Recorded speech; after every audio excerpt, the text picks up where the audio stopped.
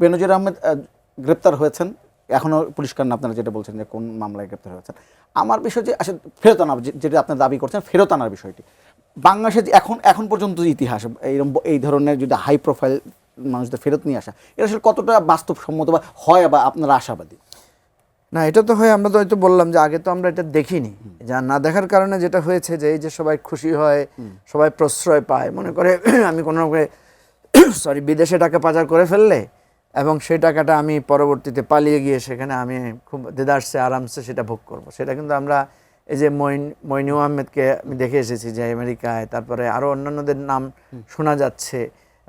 মানে আমাদের আওয়ামী লীগের প্রচুর মন্ত্রীরা তো এখন ইউরোপে, ইংল্যান্ডে নানাভাবে বসবাস করছেন, সেখানে তাদের সেই আপনার কানাডার সেই কি বেগমপাড়া, তারপর দুবাইতে কয়েকশো ফ্ল্যাটের মালিক যারা আছে তারা সেগুলো ভোগ করছেন।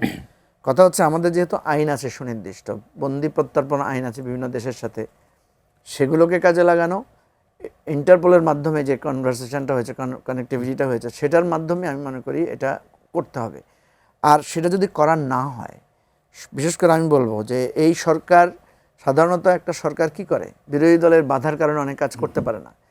এই একটা জায়গা যেখানে এই আমাদের লুটপাটকারী, লুটেরা এবং খুনি গুমকারীদের যাদেরকে আনার ব্যাপারে আমি মনে করি বাংলাদেশে এখন সরকার আর বিরোধী দলের মধ্যে কোনো বিরোধ নাই, কোনো দ্বিমত নাই।